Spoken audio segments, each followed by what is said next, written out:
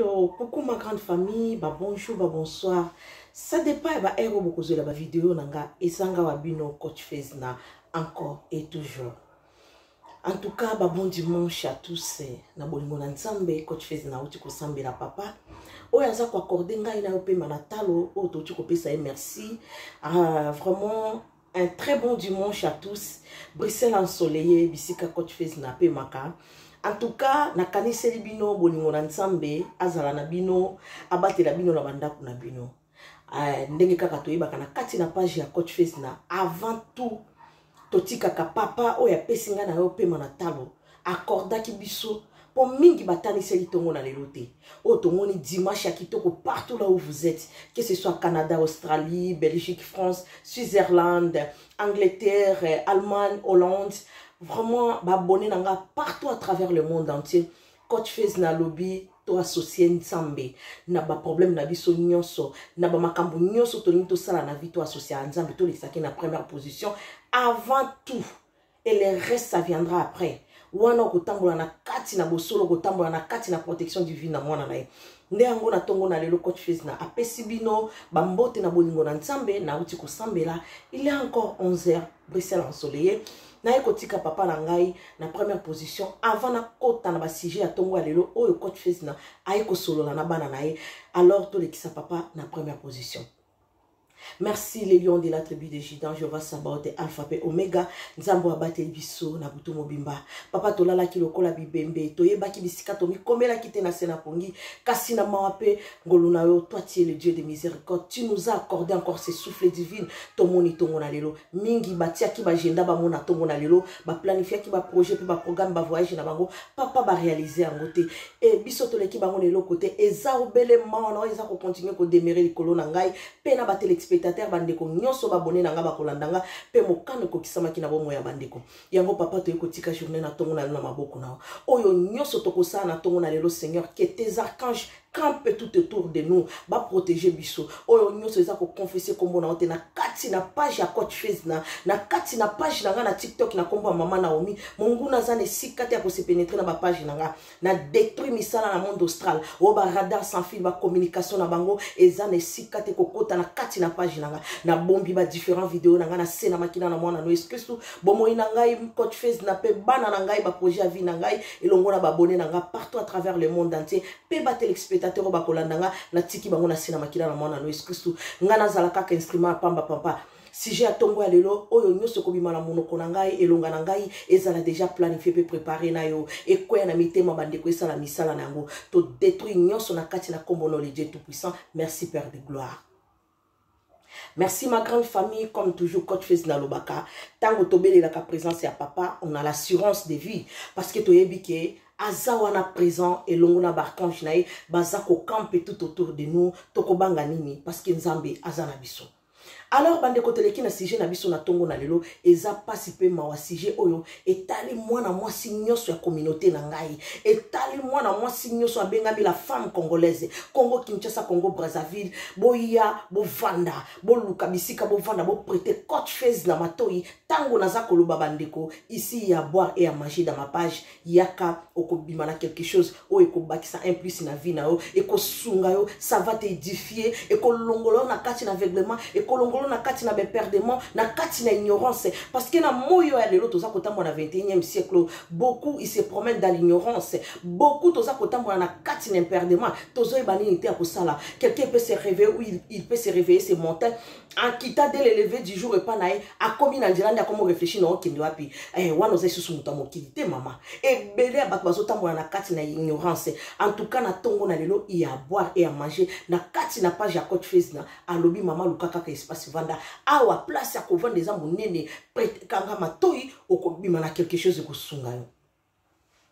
Nazui message moko uti na mboka Allemagne et pas ya mwana nanga moko abenga kinga lobi coach Fezna toza ko sepela na yo mama nzambe abatela kaka ndenge na lobaka na lala kana la mukaka na sena inondation ya protection divine ya mwana na nzambe longo na ye moko papa oyo babone nanga ba inonda kango jour comme nuit na bomo inanga na likabo nzambe atie na kati na ngai ona za ko distribuer à travers le monde entier nzambe na lola abakisela pe bino parce que eza facilité à kozwa muto avant d'aller bosso à écran wana alanda mateya oyo muto azako loba nini yango ezako convaincre bino amwe kezalaka Saint-Esprit nde akoti na kati na lobi oyo aza etindami ya papa yoka makambo azako loba. Vraiment merci na bao nyoso bakanisela kanga, merci na bao batikaki ngate na moment ya pasi, merci pe na bao bazako continuer ko remercier nga na musala oyo nzamba tie na kati na nga. Moi-même je m'attendais pas qu'un jour na hotel makaboy na kote yaka, mais ezalaka déjà likabo oyo nzambe asi ya loba kango à travers mino kwa bato ebeleke na libota tel mwana tel a kote maka un jour pour asunga bato misusu lelo ngonge koki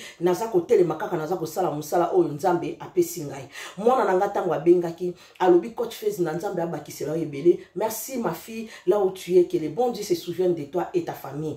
Vraiment alobi coach Fez neza pasi pe mawa communauté nanga congolaise tozo tambo na kati ignorance mboko ya poto bato ebele bazoyi ba soutenir toza ko sala toyebi to vandi na mboko ya poto toza na opportunité ebele mais ba kolomboka bango moko mingi balingaka biso te. Mais siko tango yo yebi place oyo ata baza ko sunganga mais balinganga te. Allez, comporte-toi bien ma sœur, comporte-toi digne tangola na kati na bosolo mais ebele ba mona opportunité ba pesa biso bokoma ko sakana ba kolomboka eza kitoko te.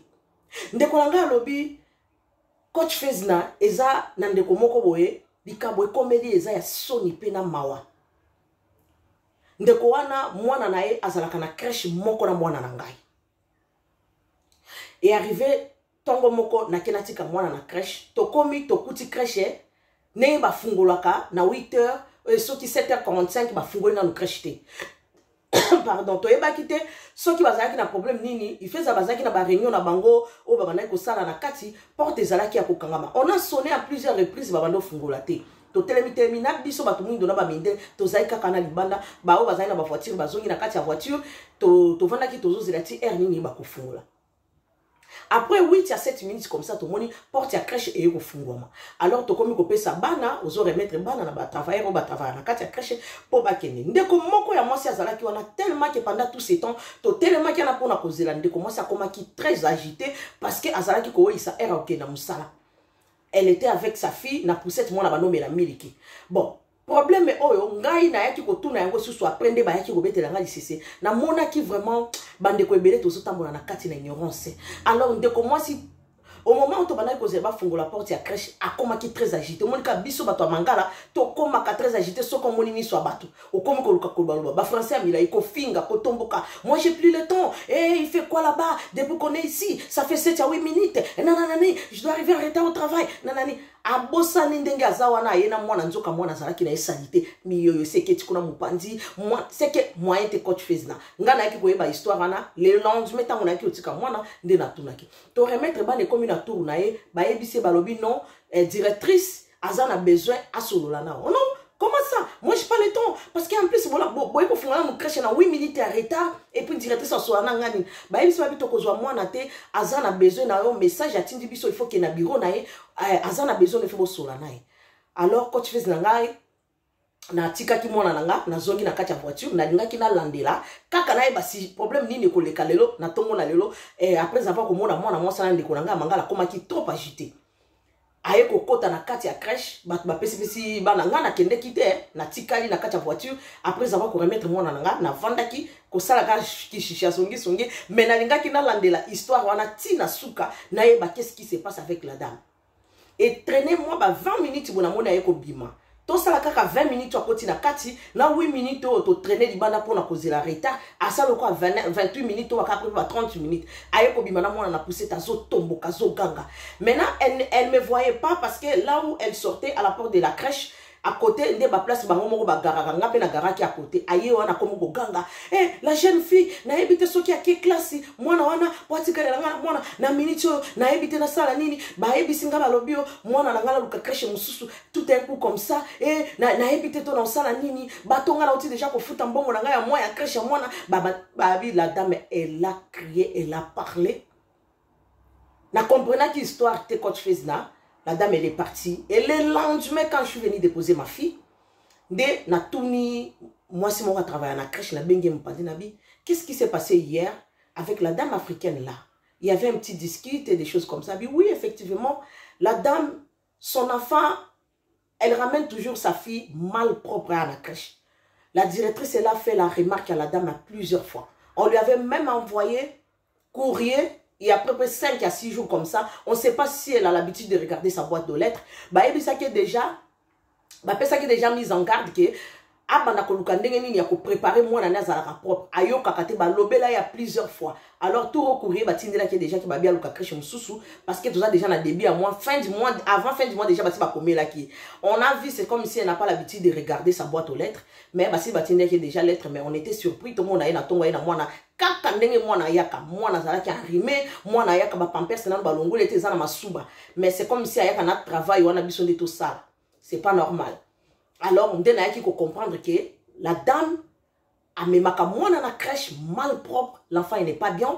Et ça prouve directement que même chez elle à la maison, cet enfant-là, elle n'est pas bien s'entretenir. Sa maman, elle n'arrive pas à entretenir sa fille bien. Parce que moi, dès le lever du jour, moi, maman soukoliete, moi, moi,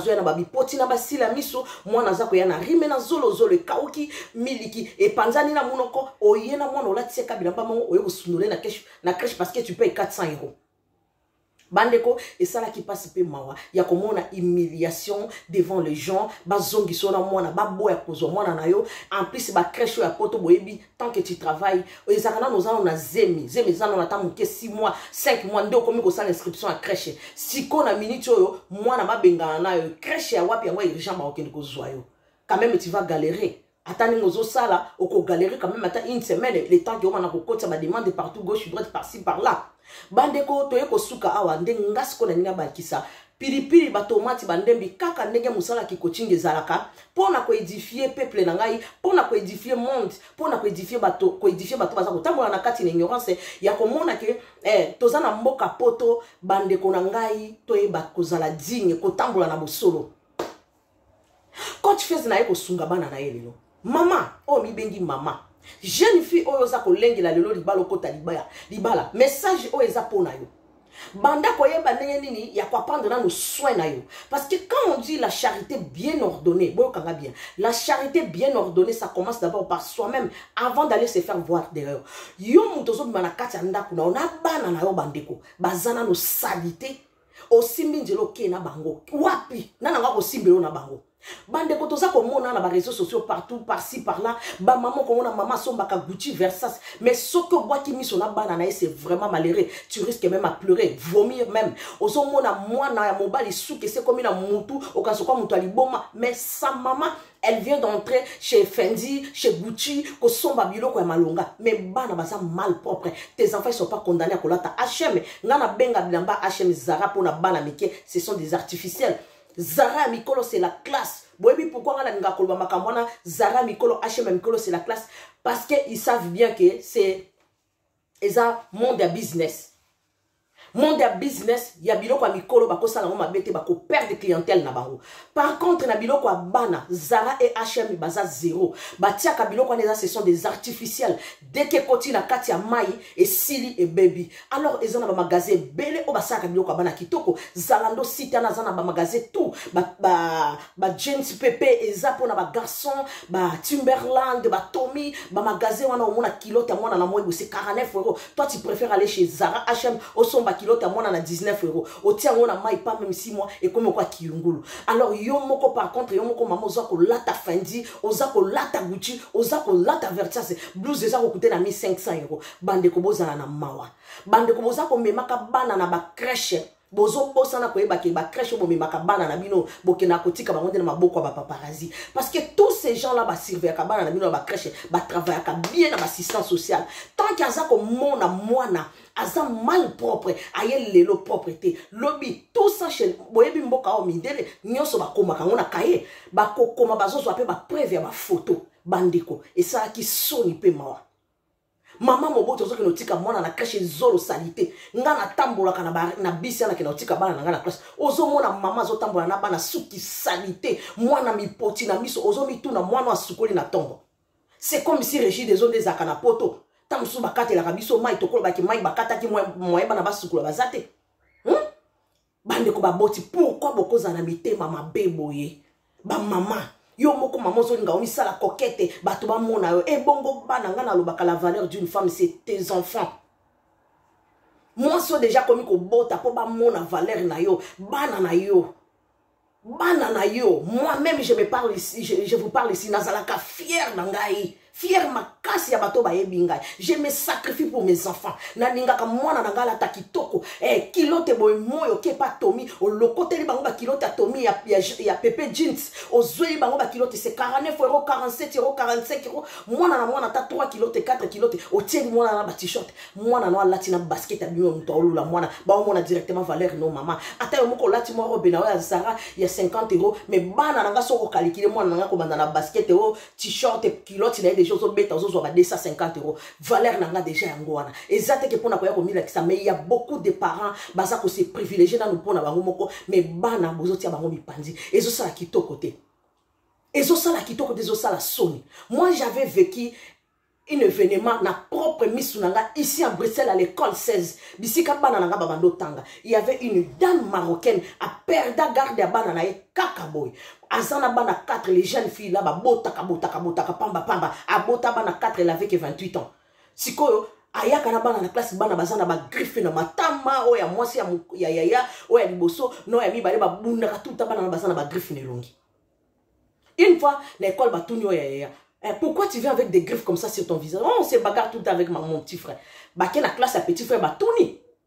Bande ko zalaka scandale. Mouto ayebi Bruxelles école 16 événement ne le kana ba boto la fiana en pleine journée tongo 8h30 ba yotika ba na classe assistant social police ayeba zui bana yo swaki.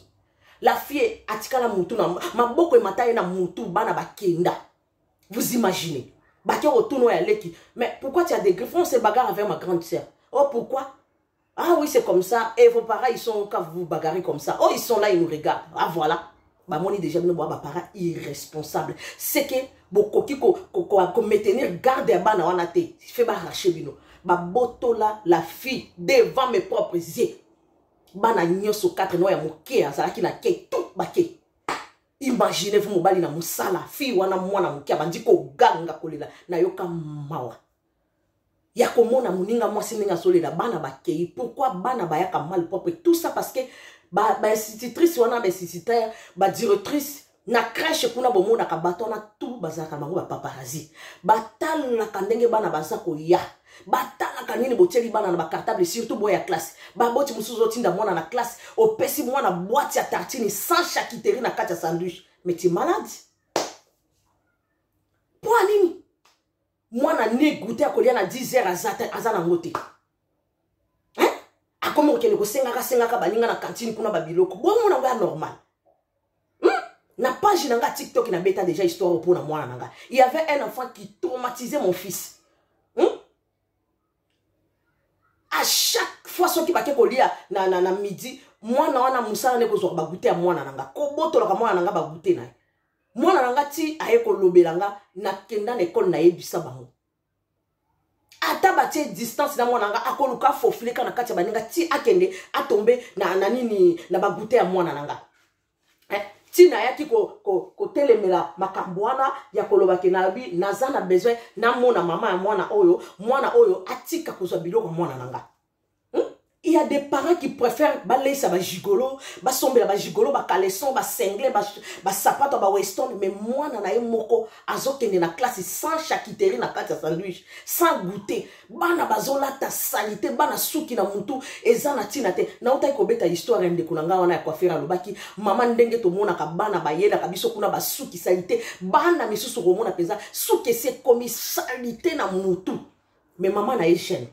Maman ne azosala ba tapage na réseaux sociaux. Maman ne alataka ba Gucci. Siko mwana na yo jeune fille. Yo mi bengi mwasi la femme élégante. La femme élégante regarde tes enfants. Sont mal propres. Ndeko mwasi ya bisinga coach fezini sala pasi. Ya komona mwana mwasa na ndenga zo ganga na ba français belé na munoko. Menzo ka bimaka mwana na crèche salité. Nga mwana na nga muke ya mobali tango azalaki na 3 ans. 2 ans et demi kuto abandi ya ke. Bande ko bato bozaka na biti da okende ko sundola ka bana na crèche nga na lobaka musala ekimati. Est-ce que jour wana ndeko wana kendaka musala? Ye muto alenga ka musala. Akende ki musala boye bisanga, akende kite. Bande ko nga na mona na propre misu na nga moko na école wana kaka 16 wana mwana na nga ya muke tango bandi ya ke. ponga bana nanga jamais komona mwana nanga na crèche na okende te parce que kuna na crèche ba maltraiter na bango bana ba nyokola ka bana na mawa na école na ba ke ngamoko na mona o penza na yoka ka pasi na mawa jamais mwana nanga na 2 ans et demi na kotika e assis sa journée mo na école jamais wana za conseil gratuit nga tant que maman na opesa bino bana na ba nyoko maka mwana nanga tanga bandi akei na tiaki fait midi na ke na zwa kai. Comme je commençais pas à travailler, nazala qui obligé de faire na zwa na midi. Bandeko, ezala qui participe mawa. Oko ke no kuti banana mindele basi baleri, monika bango de matame ezala ka obligé comme quoi tomate. Asi a pangusi miyoyo ke mupandi nani akopangusa bino mo boyebi bien. Mundela simba ka miyoyo ya mwana mutute. Siko yo moboto ozobima na mwana no salite ozoke notike na crèche sale, ozoke notika mwana na école sale pona na wa simbelo na ye. Pona na wa sukolelo na ye. Boya ke wana na bisabino tellement que bazaka na mamu baba kivete à toilette ya mike boyebi bana na ya kende basaya bango ba kivete à toilette ya mike. Okomona mwana zo bunda na pantalon kolongola i asi asali toilette ya bunene mutu akopangusa ye azate.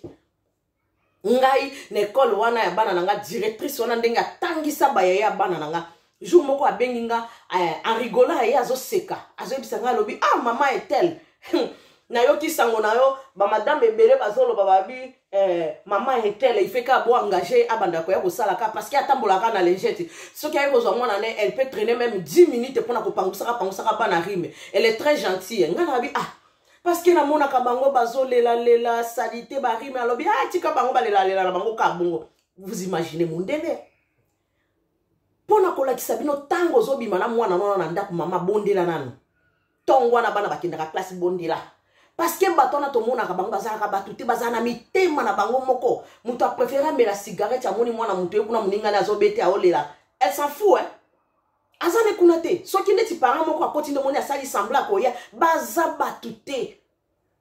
Moi j'ai vécu ça dans mes propres yeux na tia ti mwana nanga ko kisa ki 4 ans mwana nanga bando ke nika suka midi ba 3 ans et demi ko ke 4 ans de na tika bando 6 heures journée parce que ça fait mal au cœur.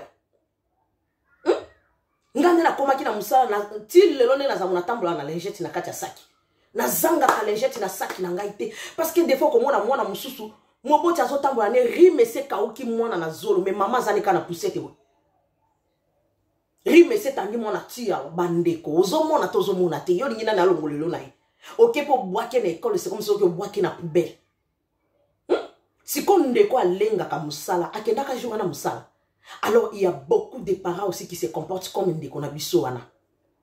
Bozawa ebele okomona mutu azopesa na no privilège kana musala je vais aller travailler ozozo mwana na tongo sukolité. Okomona ba parents mususu vous venez se laver 19h à sukoli bana. Or c'est normal mwana sukola tongo ya ke classe na pourquoi à sakana ki na école il fait sukola soupe na pourquoi mais ebele okomona sukoli mwana na pourquoi bongo na tongo mwana sukolate. En tout cas ngana bituna kanano tango sukoli ebongo lobi na tongo boya sukola mais ko brosser payete parce que au sukola ki ezala ki journée mususu tongo na mona zoke de classe mai nanu bobosa na ke mai pesa ka mutu makasi bon mais quand même ko ça l'expérience soki mutu za na migraine ya makasi na mutu ezo sala mutu ezo beta to zo penser trop ba migraine e sala passe zwa kaka mutu na fungola suki tia mutu na robinet ya mai ya malili dans quelques minutes oki mutu ekiti et c'est calmé. Alors moi na zo bima na ndaku tongo azoke de classe ndenge sukola ki na butu wana na tongo ake bongo o sukoli mwana te o pakoli ka mafuta a brosser mais ko brosser payete keleka munoko solo bino ba parents bo se comporta ka bongo arrêter parce que nous tous to boti na mboko ya poto ngai mwana nanga mukolo moko tatika ko bela bronchite ba sukola ka 2 fois ba bossa ka 2 fois. Au moni poso mwana okaso kwa mwana sukola na miliki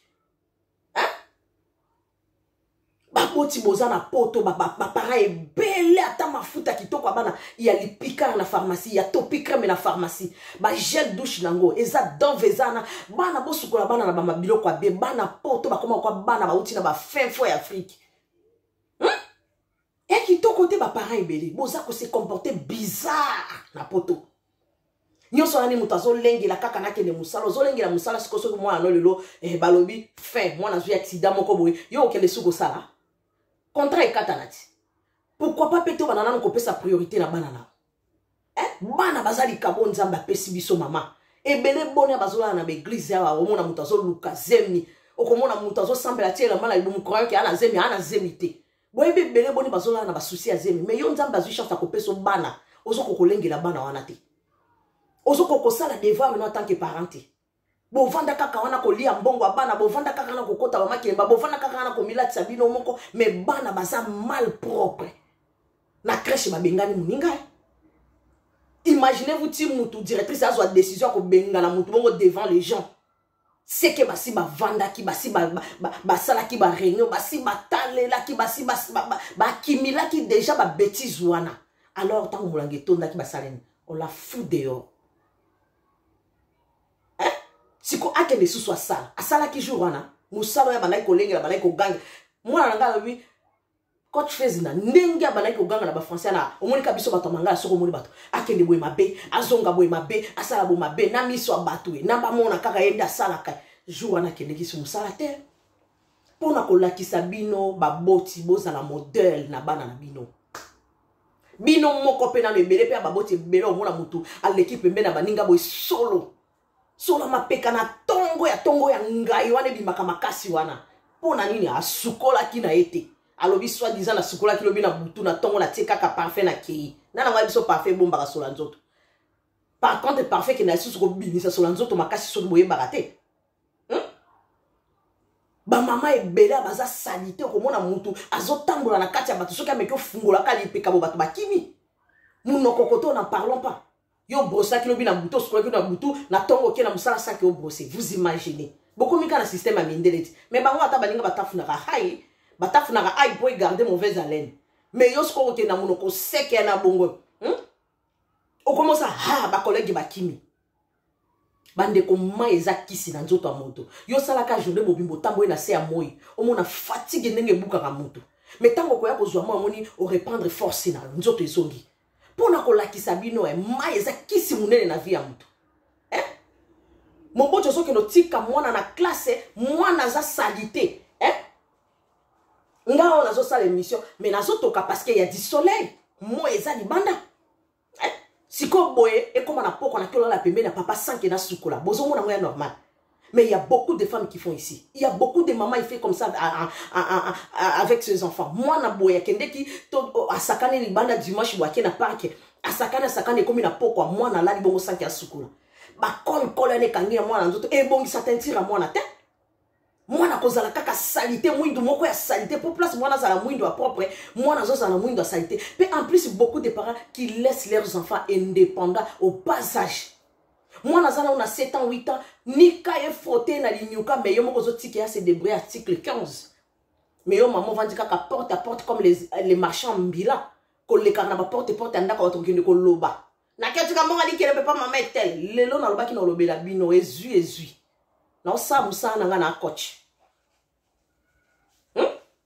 ye mutu alengaka musala est-ce que asala ki jour wana mutu alengaka musala est-ce que asala ki jour wana asala ki te pona kolakisa bino assumer nos responsabilités en tant que les parents oza moboti assume toi ta responsabilité avant ko bimana mwana na dès le lever du jour prends le temps lave ta fille pangusaye pakola e mafuta latise moi bilamba kilo soki eza malili otie na kati ya pousse to couvrir kitoko kyotiki na crèche pour kuna bazana moto bazana malili te soki crèche jour wana eza na problème kuna chauffage ba prévenir bazo prévenir bino un jour d'avance que demain les enfants ils viennent pas parce qu'on a un problème de chauffage ici mais kuna na kati ya crèche bana baza bien sécurisé mais moi na elobite que moi na bi me pas na bango salité pour akende na crèche obi misa mwana kuna na bipoti pona na kena longolelo bipoti kuna ba kozo kuto ba sundoli mu pandi ma chérie mwana kolela ba otale kutu te bongo ko fingo bazo fingo kuna mais ko ta musalo zo dendela bato kaka so comme maman responsable comme ndio koza maman irresponsable vraiment maté ya wesunga bino moko na nzoto na bino pe boye ba kobongisa parce que mutu tia se comporter bongo nzoto ne moko za ndenge ni il y a beaucoup de parents ici ça va pas ngana zo sala ka musala nanga tango ba yelinga message sengi na loba na oloba soki sengi na loba na koloba parce que c'est comme ça demande comme ça je dois y parler oui je vais parler ya lingala kisanini nazo loba kaka la charité bien ordonnée ça commence d'abord par toi-même avant d'aller se faire voir dehors. Voilà, c'est ça. Baboti boye bandenge nini ya kozwa responsabilité na bino. Banana en priorité et le reste ça viendra après. Ce qui moi na zui accident quelque part yo ke lo sala contrat na yo katana. Ozobi mana moi na kasi ozo ke lo bois quelque part. Ba toi na boke lo tika bana na ebisi bino que ce soit à l'école, crèche, ba grand paparazzi na bino. Tout ba komaka. Moi j'ai vu ça comme ça mutu bana ba kenda ba bimisa tina ba photo. Nzoka ba bana ko kanga bana ya mwana mwasi wana ba photo banda kala ndenge ba yaka na ba griffe wana. Ta saka na mundele. Yo zo lia na mundele zo seka mundele moni mundele camarade na. Mundele mutu te. Bo vandi na mboka na bango ti lo bozo comprendre ka te ke mundele mutu obangai. Fia na bana ba kenda ebele a ba maman boluka ko changer ba comportement na bino. Eza dignité. Yo maman olingi yo lata yo moko Gucci mais bana kuna ba koma ba signer contrat na ba wendia ba marché à lundi ba wendia ba marché soki ya Sarcelles nde bobenga kana français soki ba wendia nini bobenga kana Allemagne na yeba kate bana ba koma kaka Zara H&M tikata Zara moi muke ba H&M tout ça ce sont des trucs artificiels pour na bana lokele bana bilamba kitoko bana balati ba bimbo na miso bato babi waouh c'est les enfants de quelqu'un tolobi to ke no sombela bana ba marque Timberland Aza, Pepe Jeans Aza, Tommy Aza, ba t-shirt à kitoko à Tommy, c'est dans les 27 €. C'est rien. Zalando Sita Nazana, tous les marques. Bolingi ka ba pantalon 19 € au Skongo le logo ki yungul. Ozola tsango pe mona yo maman la ti Versace mona la ta pantalon c'est une julu ki bon, t'as même pas la honte. Boyo kango sonité ma maman. Ete ya bino vraiment. Na tuka na tongo la lelo coach face na suki awa. Toza koko bakaka na ba mateya na biso ngana koloba na zango pandisango. Je dois faire mon boulot, mon tout temps akoya na ba makambu na ye, coach face na loba boko édifier mokili na kosala. Luka bateya yo likambo, écoute yo na mabe wana et tout en motema na o luka ko changer. Teke o vanda na mwana ko critiquer. Alingala gisani parce que communauté na motema kieto ne vanda bino. Ozo tambola na nye na fesse balingi ba peso papier longola o boya. Mais kende nango en tout cas, matin, bo ba ko yoka balingi ba yoka. Bo balingi ko mettre en pratique, ba mettre en pratique. Bo ba kondima bandima. Vraiment, abonnez-vous massivement na katia chaîne ya Coach Face. Ici, c'est chez nous. A ande panabiso, a panjo kwetu. Awa, il y a toujours à boire et à manger. Abonnez-vous massivement. Ceux qui s'abonnent, n'oublions pas aussi d'activer les cloches de notification. Prochaine vidéo, Coach Face de la Soki en ligne. Okoye ba déjà ba ko signaler. Merci beaucoup et à la prochaine.